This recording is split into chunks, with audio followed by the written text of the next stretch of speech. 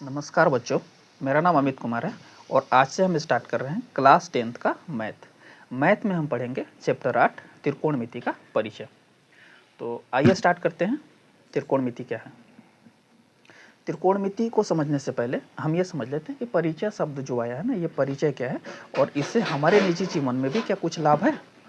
तो देखिए, जितने लोग को हम जानते हैं या जहाँ पे हम रहते हैं, जहाँ पे आप रहते हैं, वहाँ चारों तरफ हमारे संबंध बन जाते हैं लोगों से। ठीक है, जैसे हम स्कूल में जाते हैं तो स्कूल में दोस्त बन जाते हैं, कहीं टाउन में कुछ दिन के लिए रह गए तो वहाँ पे हमारे दोस्त बन जाते हैं, हम जहाँ पले बढ़े हैं वहाँ पे हमारे चारों रिश्तेदार हैं। ठीक है, सेम उसी तरीके से जितने भी 2D या 3D फिगर आप बचपन से पढ़ते आए हैं, आप आयत पढ़े होंगे, आप वृत्त पढ़े होंगे, आप वर्ग पढ़े होंगे, इनके बीच भी रिश्ता होता है, संबंध होता है। ठीक है, एक बार फिर से सुन लीजिए। जैसे इंसानों के, हमारे, आपके या किसी भी थर्ड पर्सन के रिश्ते होते हैं या संबंध होते हैं लोगों के साथ, सेम उसी तरह का रिश्ता या संबंध आप बचपन से जितने भी 2D या 3D फिगर पढ़ते आए हैं उनके बीच भी होता है। ठीक है, अगर आप ये समझ जाएंगे तो त्रिकोणमिति समझना थोड़ा आसान हो जाएगा। हम आपको एक एग्जाम्पल देते हैं कि रिश्ते का फायदा क्या होता है, संबंध का फायदा क्या होता है। आइए एक एग्जाम्पल समझिए।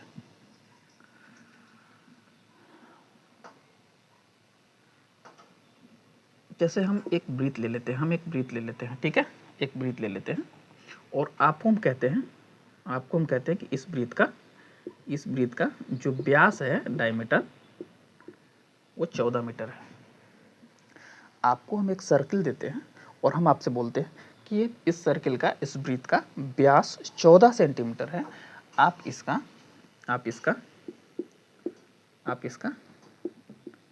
त्रिज्या बताइए। आप इसका परिधि बताइए, आप इसका क्षेत्रफल बताइए।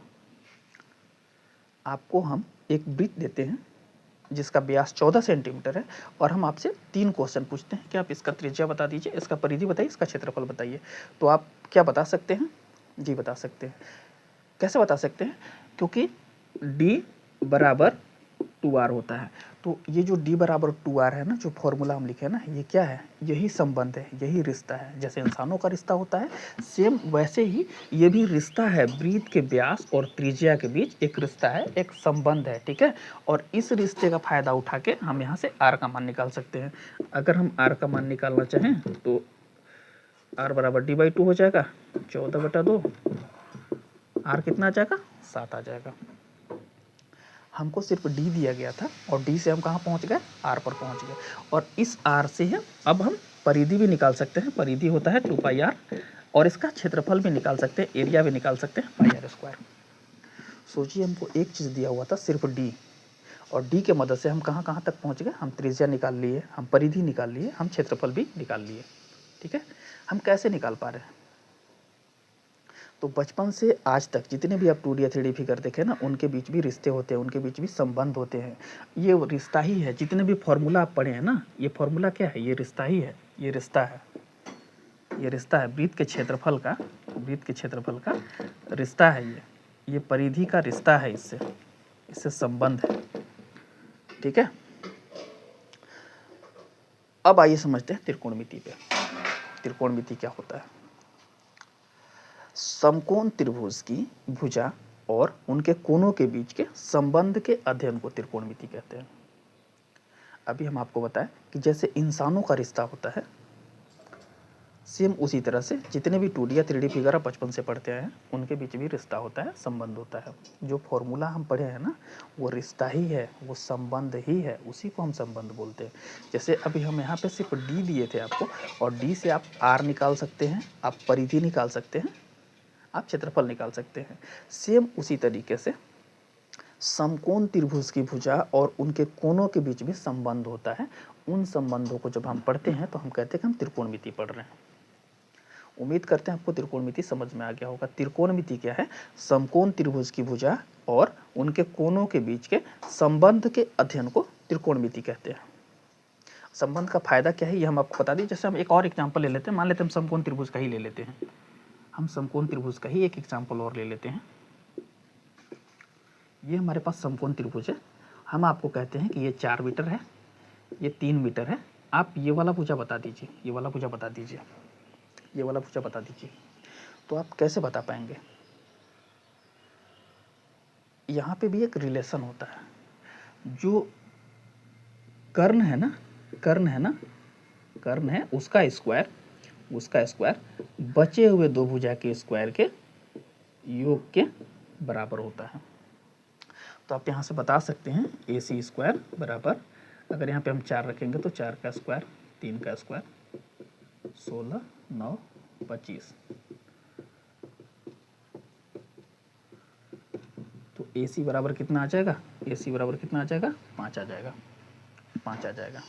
ठीक है, आप समझिए समकोण त्रिभुज की भुजा और उनके कोणों के बीच के संबंध के अध्ययन को त्रिकोणमिति कहते हैं। संबंध का फायदा ये होता है कि अगर हम एक चीज को जानते हैं ना, तो उस एक चीज की सहायता से हम दूसरी जगह तक पहुंच सकते हैं। ठीक है, उम्मीद करते हैं आपको समझ में आ गया होगा। अब चूंकि त्रिकोणमिति का संबंध डायरेक्टली समकोण त्रिभुज से है, इसलिए हम थोड़ा सा चर्चा समकोण त्रिभुज पे भी करते हैं। तो आइए देखते हैं समकोण त्रिभुज क्या होता है।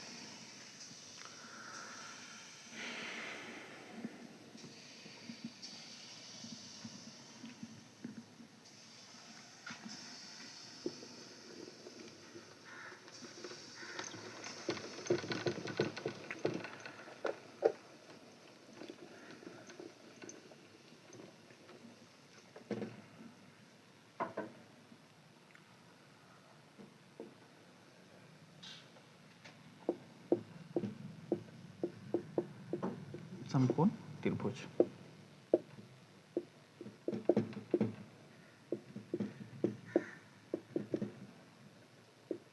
Right angle triangle. देखिए समकोण त्रिभुज क्या होता है, आपने त्रिभुजों के बारे में पढ़ रखा होगा। चूंकि आप क्लास 10th में हैं तो आप त्रिभुज के बारे में जानते होंगे। जिस त्रिभुज का एक कोण 90 डिग्री का होता है उसको हम समकोण त्रिभुज कहते हैं। एक ऐसा त्रिभुज जिसमें एक कोण 90 डिग्री का होता है समकोण त्रिभुज कहलाता है।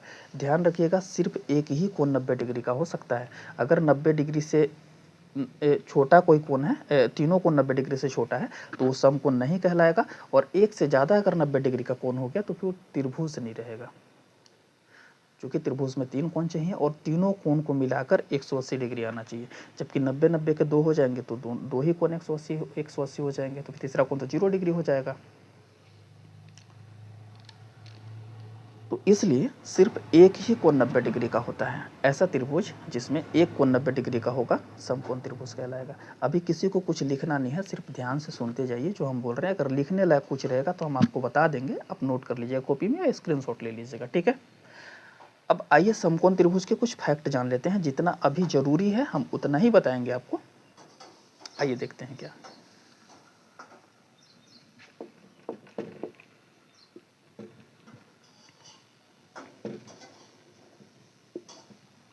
समकोण त्रिभुज, देखिए पहला नंबर में आप लिखिए यहाँ पे, यहाँ यहाँ एक भुजा एवं एक कोण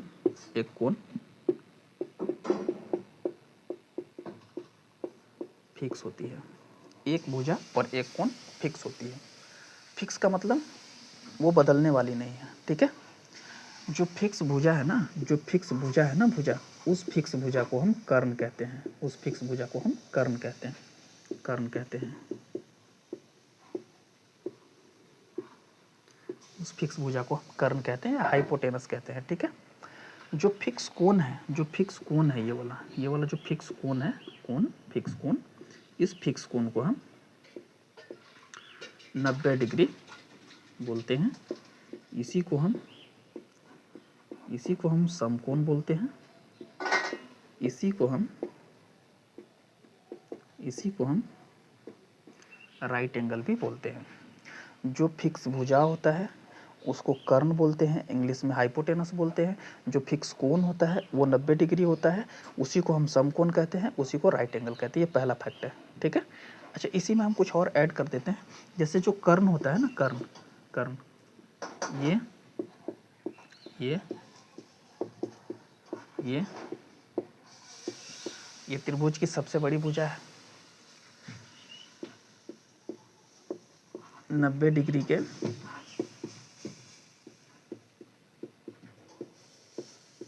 ठीक सामने। अच्छा, कर्ण होता कहाँ है? 90 डिग्री के ठीक सामने होता है। पहला फैक्ट में हम बताएं कि एक भुजा और एक कोण फिक्स होता है। फिक्स भुजा जो है वो कर्ण कहलाता है, उसको हाइपोटेनस कहते हैं। वो त्रिभुज का सबसे बड़ा भुजा है और वो हमेशा 90 डिग्री के ठीक सामने होता है। जो फिक्स कोण है वो 90 डिग्री है, उसको समकोण कहते हैं, उसी को राइट एंगल भी कहते हैं। और समकोण का स्थिति कहाँ पे है? स्थिति कहाँ पे है? क्षैतिज एवं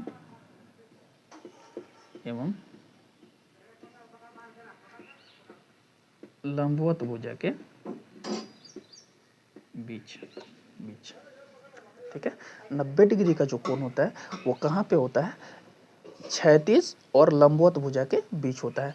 आप ध्यान से देखेंगे तो आपको यहाँ पे ये वाला जो भुजा है ना, क्षैतिज का क्या मतलब होता है? समानांतर, पृथ्वी के समानांतर।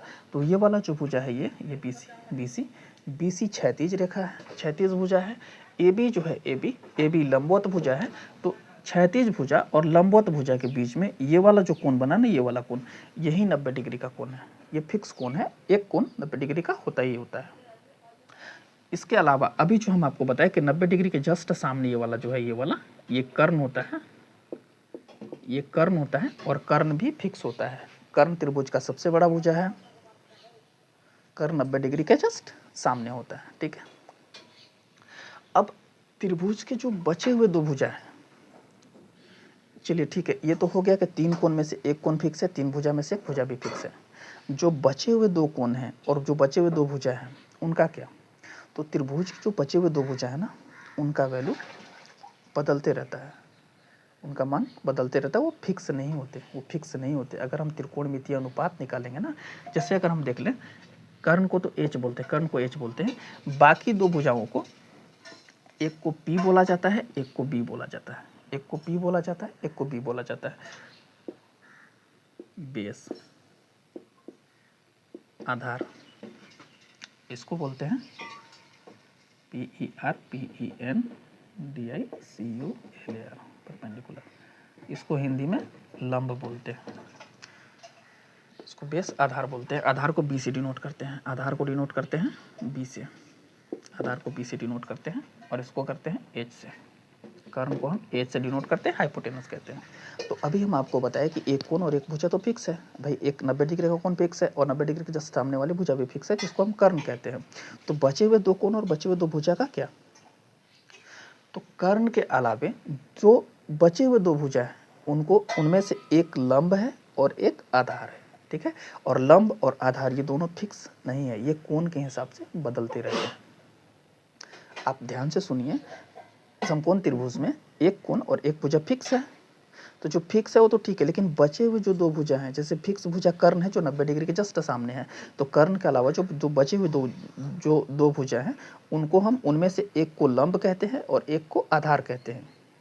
कर्ण के अलावा जो बचे हुए दो भुजा हैं उनमें से एक को लंब बोलते हैं और दूसरे को आधार बोलते हैं। तो ये लंब और आधार जो है ना, ये फिक्स नहीं है, ये बदलते रहते हैं। ठीक है, जैसे अगर हम इस कोण का बात करें, ये कोण के हिसाब से बदलते हैं। तो जैसे अगर हम इस कोण का बात करेंगे, इस कोण का, तो इस कोण के हिसाब से जस्ट सामने वाला जो भुजा होगा, इस कोण के हिसाब से जस्ट सामने वाला जो भुजा होगा वो लंब होगा, वो परपेंडिकुलर होगा। और अगर हम ये वाला कोण का बात करें, ये वाला कोण का बात करें, ये वाला कोण का बात करें, तो जस्ट सामने वाला ये वाला भुजा जो होगा ये परपेंडिकुलर होगा। आप ध्यान से समझिए, एक भुजा तो फिक्स था, जो दो बचे हुए भुजा है जिनको हम लंब और आधार बोलते हैं, इंग्लिश में परपेंडिकुलर और बेस बोलते हैं, उनका वैल्यू बदलते रहता है कोण के हिसाब से। अगर हम ये वाला कोण लेंगे तो इसके लिए ये परपेंडिकुलर हो जाएगा और बचा हुआ भुजा बेस हो जाएगा। लेकिन अगर हम ये वाला कोण लेते हैं तो ये परपेंडिकुलर हो जाएगा और दूसरा बचा हुआ जो भुजा है ये बेस हो जाएगा। उम्मीद करते हैं आप समझ गए होंगे। तीन भुजाओं में से एक भुजा फिक्स है, बचे हुए दो भुजा जो हैं जिनको हम लंब और आधार बोलते हैं वो बदलते रहते हैं कोण के हिसाब से।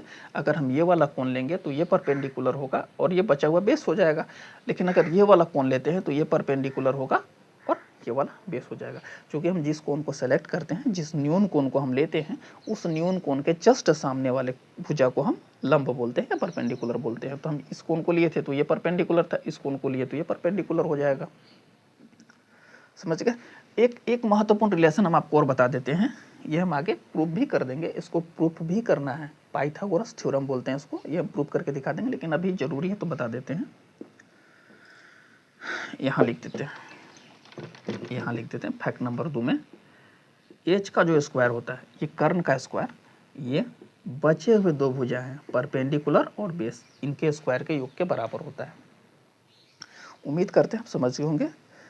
जो नहीं समझ पाए वो वीडियो को दोबारा देख लीजिएगा। ठीक है, अब आते हैं त्रिकोणमितीय अनुपात के ऊपर।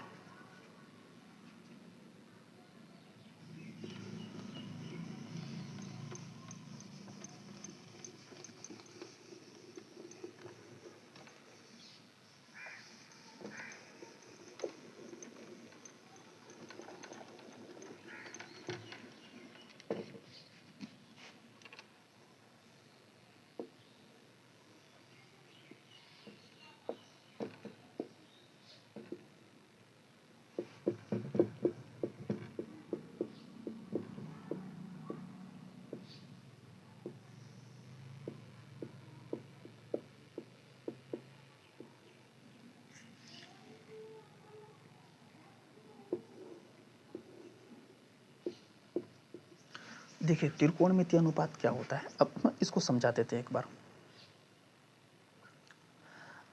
आप जानते हैं कि त्रिभुज में 3 कोण होते हैं, तो समकोण त्रिभुज में भी 3 कोण होंगे, जिसमें से एक कोण फिक्स होगा 90 डिग्री का। तो 90 डिग्री के अलावा जो दो बचे हुए 2 कोण हैं, उनको न्यून कोण का नाम सुने होंगे। जो 90 डिग्री से छोटा होता है उसको न्यून कोण कहते हैं। तो 3 कोण में से एक कोण तो 90 डिग्री का हो गया, तो बचे हुए जो 2 कोण होंगे दोनों को मिला के 90 होगा, इसका मतलब दोनों 90 से छोटे होंगे, तो उनको हम न्यून कोण कहते हैं। ठीक है। और समकोण त्रिभुज में न्यून कोण के हिसाब से ही लंब और आधार, यानी कि समकोण त्रिभुज के बचे हुए जो 2 भुजा है कर्ण के अलावे, उनका मान बदलते रहता है। ठीक है।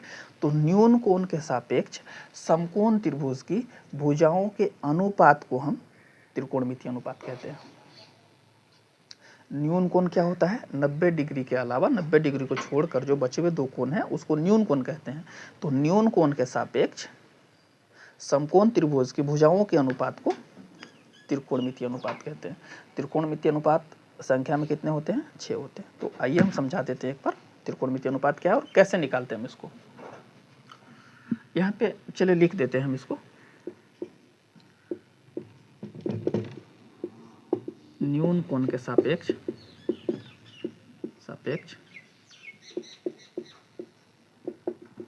समकोण त्रिभुज की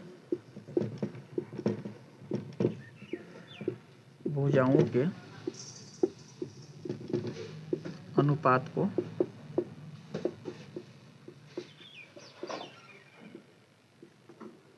को त्रिकोणमितीय अनुपात कहते हैं। ठीक है। न्यून कोण के सापेक्ष समकोण त्रिभुज की भुजाओं के अनुपात को त्रिकोणमितीय अनुपात कहते हैं। ठीक है। अब हम आपको एक एक करके समझा देते हैं कि त्रिकोणमितीय अनुपात कितने होते हैं। आइए देखते हैं।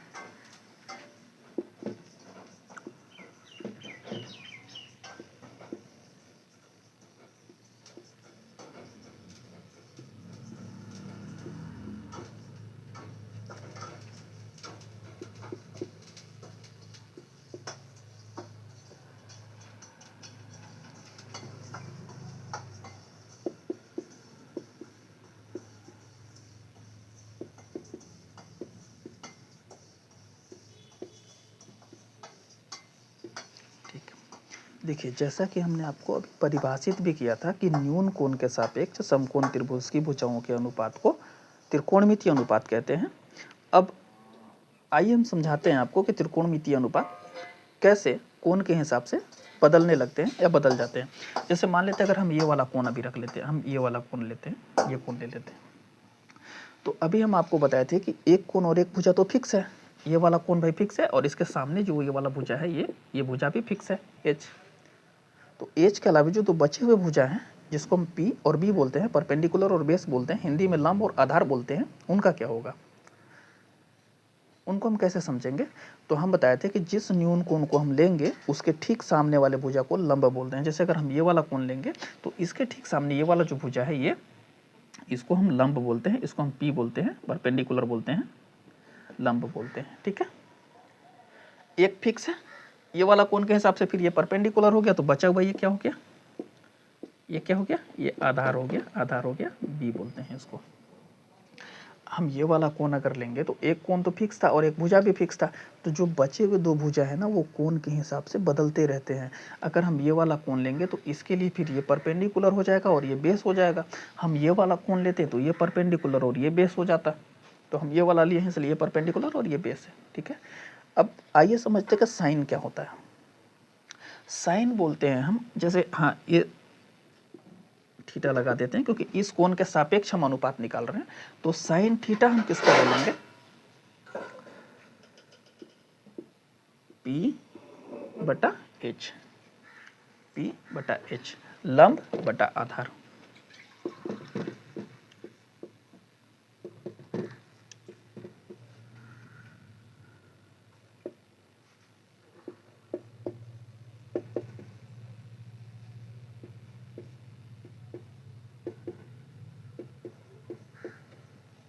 देखिए साइन थीटा हम किसको बोलेंगे? थीटा के ठीक सामने वाली भुजा और बची हुई भुजा का अनुपात को साइन थीटा बोलते हैं। थीटा की ठीक सामने वाली भुजा, जैसे अगर हम ये वाला यहाँ पे हम साइन निकालते हैं तो इसके ठीक सामने वाली भुजा जो लंब होगी A B A B A B A B बटा ये वाला भुजा संलग्न भुजा बी सी। ठीक उसी तरह से कोस थीटा का अगर हम बात करेंगे, कॉस का अगर हम बात करेंगे तो कॉस में होता है बी बटा एच, आधार बटा कर्ण। तो इसको हम लिख सकते हैं बी सी बटा ए सी, इसको हम लिख सकते हैं ए बी बटा बी सी। सेम उसी तरीके से कोसेक थीटा जो होता है, कोसेक थीटा को हम लिख सकते हैं ए सी बटा ए बी। सेक थीटा को हम लिख सकते हैं ए सी बटा बी सी, और इसको हम लिख सकते हैं बी सी बटा ए बी। एक बार आप फिर से समझ लीजिए, समकोण त्रिभुज की भुजाओं के अनुपात को त्रिकोणमितीय अनुपात कहते हैं, जो कोण के सापेक्ष बदलते रहता, कोण के हिसाब से बदलते रहता है। न्यून कोण के सापेक्ष समकोण त्रिभुज की भुजाओं के अनुपात को त्रिकोणमितीय अनुपात कहते हैं। अगर हम ये वाला कोण लिए हैं तो इसके लिए हमारा ये परपेंडिकुलर होगा और बचा हुआ भुजा बेस हो जाएगा। चूंकि एक भुजा तो फिक्स है एच तो फिक्स है, तो बचे हुए दो भुजा कौन हुए? पी और बी, परपेंडिकुलर और बेस। तो ये परपेंडिकुलर और बेस जो है ना वो कोण के हिसाब से बदलते रहते हैं, जैसा कि हमने कई बार बताया है। अगर हम ये वाला कोण लेंगे तो फिर इसके हिसाब से ये परपेंडिकुलर होगा और बचा हुआ बेस हो जाएगा। अगर हम ये कोण लेते तो ये परपेंडिकुलर और बचा हुआ बेस हो जाता। ठीक है, अब साइन थीटा का अगर हम बात करें तो साइन थीटा का वैल्यू होता है परपेंडिकुलर बटा हाइपोटेनस, लंब बटा कर्ण। तो इस कोण के हिसाब से लंब कौन सा है? ये वाला भुजा लंब है, ये ए बी लंब है, क्योंकि इसके ठीक सामने वाले को लंब बोलते हैं, इसलिए हम यहाँ पे लिखे हैं ए बी और बटा में ए सी लिखना चाहिए था, सॉरी, ए बी बटा ए सी। ठीक है, उसी तरह से जो कोस थीटा होता है ना, कोस थीटा,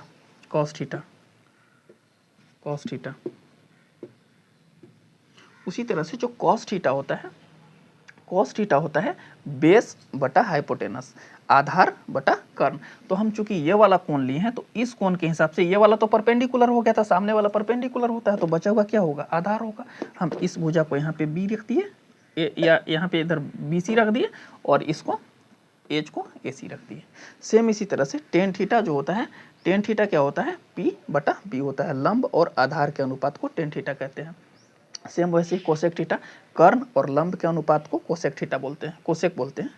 और वैसे ही सेक को बोलते हैं कर्ण और बेस के अनुपात को सेक बोलते हैं। कोट किसको बोलते हैं? बेस और परपेंडिकुलर के अनुपात को बेस बोलते हैं।